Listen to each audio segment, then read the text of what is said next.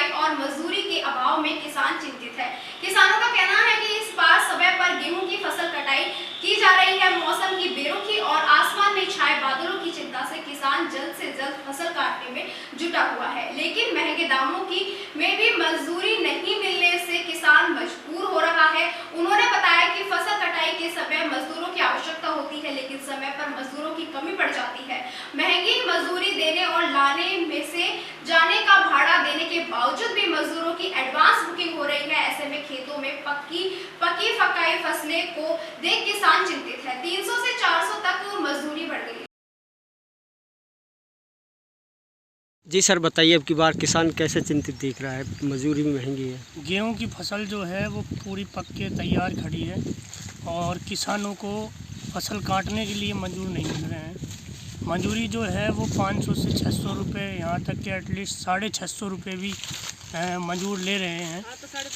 550, 650, 600 इस प्रकार से बाहर से मजदूर आ रहे हैं मजदूरी के लिए, फसल काटने के लिए।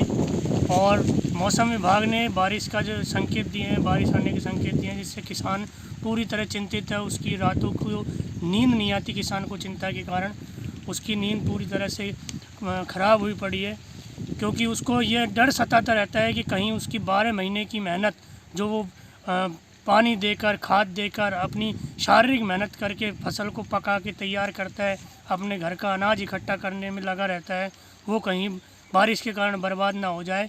इसलिए मजदूर इस महंगी मजदूरी में भी फसल काटने के लिए दूर दूर से बाहर से मजदूरों को लेकर आते हैं और फसल कटाई जो है वो चला रहे हैं, फसल कटवा रहे हैं। और ये बारिश के कारण मौसम विभाग ने जो संकेत दिए हैं, इसके कारण, महंगाई के कारण मजदूर जो है वो पूरी तरह से निराश हुआ पड़ा है कि इतनी महंगी मजदूरी में किसान को कोई भी लाभ नहीं मिल पा रहा है फसल से, वो पूरी तरह से निराश है। किसान भाइयों को राम राम।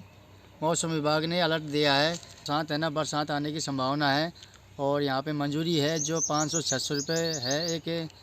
और यहाँ पे सभी जो मज़दूर हैं वो काफ़ी परेशान है मौसम को देखते हुए। और फसल है जो खड़ी, मतलब पकी हुई है हमारी सभी।